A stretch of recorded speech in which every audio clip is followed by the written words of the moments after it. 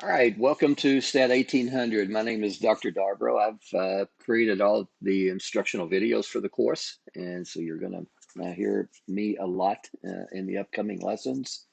Um, I may or may not teach the class, but whoever teaches the class, I encourage you to reach out to them if you have questions. So let's get to it.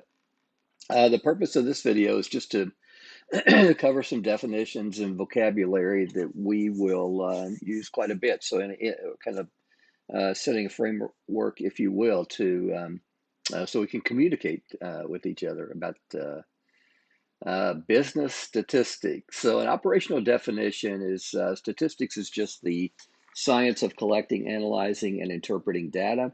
The collection phase is obviously extremely important because if we collect bad data, then we end up getting bad results. The analyzation phase, that's primarily what I teach you in this class.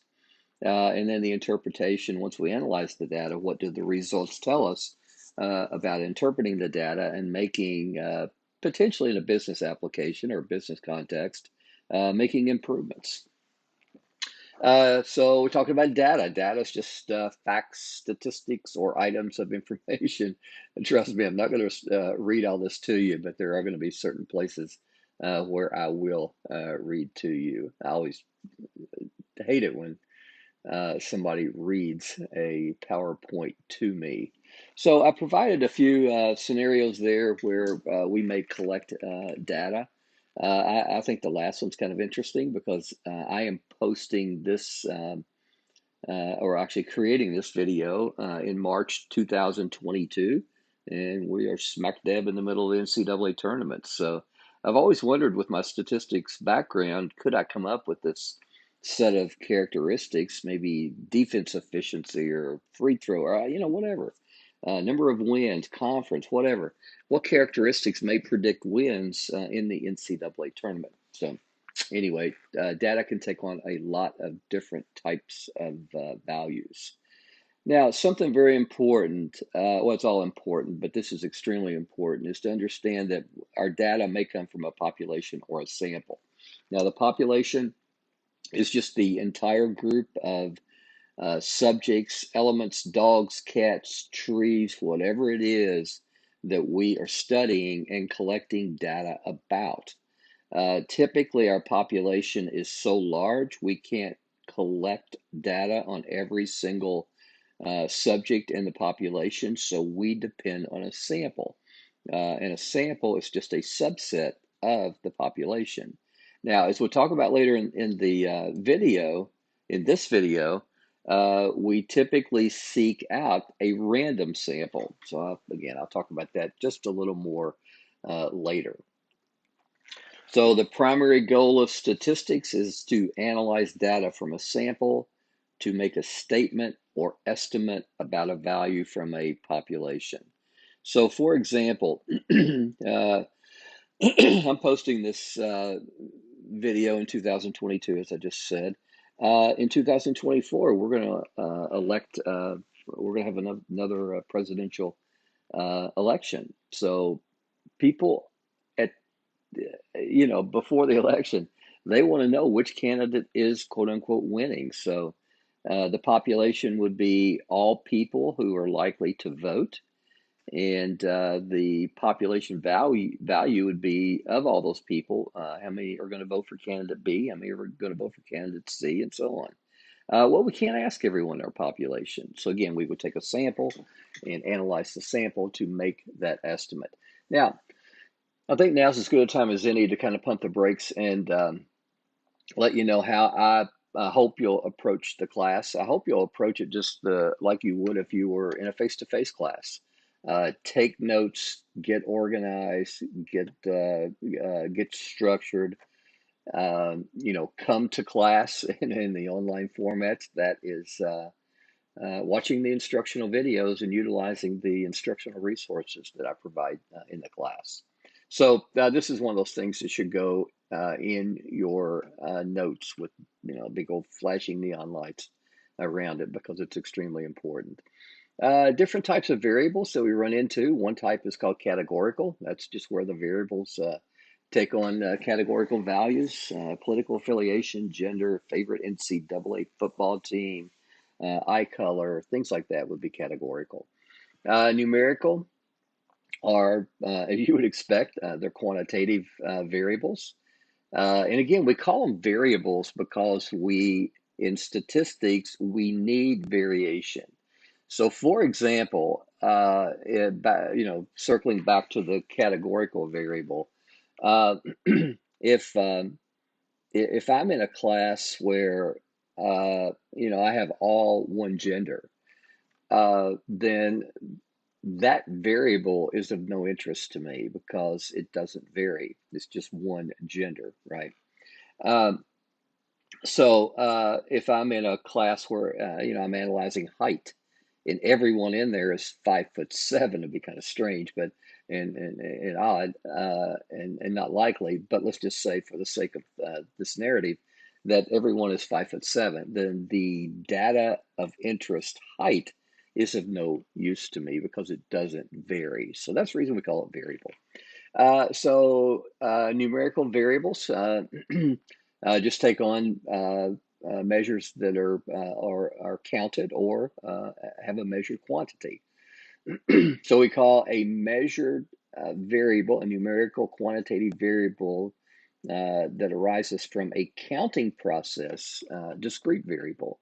So the number of texts that you receive in a day, the number of social media accounts, uh, the I don't know. You can come up with all kinds of different things that involve a counting process. A continuous variable, on the other hand, measures is a result that comes from a measuring process. So height, you wouldn't count your height, you would measure it. Weight, you wouldn't count your weight, you would measure it. Your ACT, you wouldn't count it, you would measure it. Ounces in a venti cup of coffee at Starbucks, again, you wouldn't count the ounces, you would measure the ounces. And wait time at Tim Hortons, and probably minutes, would also be measured. So there's a distinction between the types of numerical variables that we get. Again, one being discrete, countable, the other one being measurable. We call those continuous.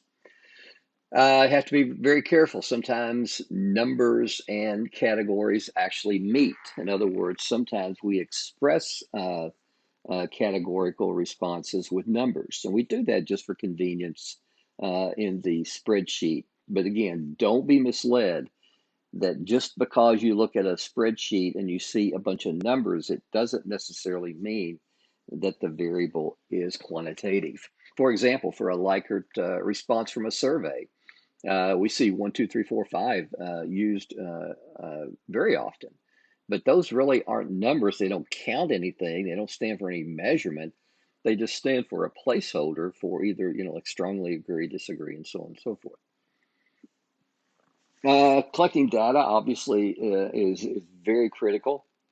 Again, just trying to set the foundation here to where when we get to lesson 3 or 4 or 5, a future lesson, and I mentioned bias, then you know what it is. So a bias is just a deviation from the truth, and poorly collected data will lead to a biased result. I had a study. I taught statistics at the University of Kentucky a few years ago, actually quite a few years ago. I've been at Shawnee now for 28 years, uh, and I've taught statistics at Shawnee over 100 times.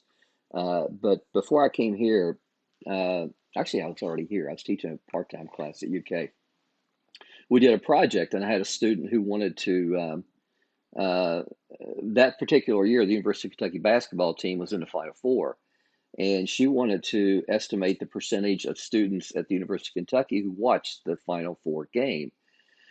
And so she came to me. She said, "Well, something really weird. I sampled like 100 people, and every single person watched the game."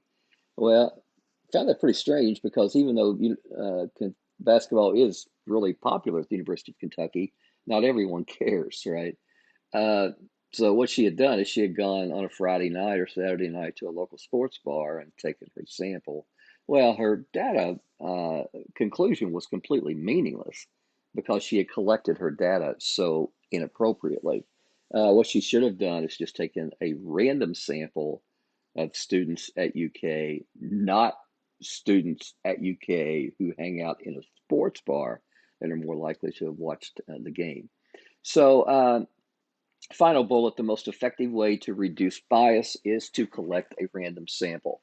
That statement needs to go in your notes with big, bold letters. Uh, this class, business statistics, as you would imagine, tends to focus on business applications. So, a few business objectives that could uh, uh, present itself and be appropriate for statistical analysis. If a marketing analyst wants to assess the effectiveness of a new television advertisement, what they may want to do is they would look at the sales before the advertisement was implemented and then look at the sales after the advertisement was implemented to see if there is a statistically significant difference. A pharmaceutical manufacturer may want to determine if one drug is more effective than the other. In that case, you'd probably have a control group, people who are using the drug that's currently in use. You would have an experimental group, people who are using the new drug, and you would see if there is a difference. Final bullet there, an operation manager wants to examine a new manufacturing process to determine if the quality of the new product is conforming to company standards.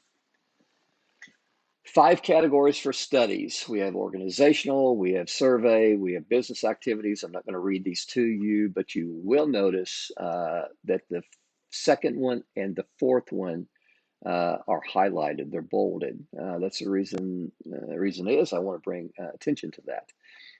One type of study we see is an experimental study. And an experimental study typically includes something called an intervention. Now, I don't necessarily mean intervention in terms of some sort of counseling, but I mean broadly speaking, an intervention. So uh, a company is doing something, they have a practice, they intervene with some program broadly defined, and then they measure the results after the quote unquote intervention. Let's say Tim Hortons is seeking a way to make wait times from maybe 8 a.m. to 10 a.m. Uh, well, I guess the wait times would decrease. They want to make service faster. So what they may want to do is they would uh, evaluate on average how long people wait to be served from 8 a.m. to 10 a.m. They may intervene with the professional development, some way to some program geared toward decreasing the time patient shoot. I'm thinking about another example as I'm speaking.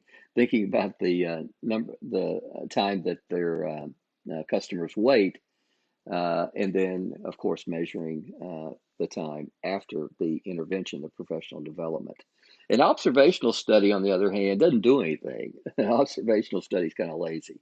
You just kick your feet up, and kick off your shoes and sit back and just observe something that is happening. So measuring the time it takes for customers to be served in a fast food establishment would be an observational study. Now, you can turn that into an experimental study by, again, implementing some sort of intervention, well, professional development, as I uh, just talked about. Types of samples. What I want you to think about here is there are non-probability samples and probability samples. Let me explain that further. A non-probability sample is where items, people, subjects, elements, dogs, cats, trees, whatever it is, are chosen without regard to the probability of the occurrence. One of the least effective sampling methods is called a convenience sample. And you see these a lot when we're trying to predict which presidential candidate that people are going to support, because we go to malls, we go to shopping centers, broadly defined, we go to grocery stores. we get our samples there. Why? Well, because it's convenient, right? Or you have a news organization, whether it be Fox News or CNN or MSNBC, whoever it may be, who puts a poll on the screen and then people call in. Well, that's easy to get, right? It's a convenience sample. And at the end of the day, when I see that data has been collected by a convenience sample, I automatically just draw a line through it and say meaningless results. Judgment sample, this is the one that always uh, uh, entertains me, if I will. In fact, I was just at a Christmas party, and a friend, acquaintance, I don't even really know how to classify this guy. Uh, and I will tell you, he's way too political for me. He was trying to make a political statement, and he was justifying his political statement because a friend of his, who was a retired Marine corporal, felt that way. Well, I have a good friend who is a retired Army. I think I forget where. Anyway, he went to West Point, and he was very high ranking. Felt the other way. So, uh, when you appeal to authority, you have to be extremely, extremely careful.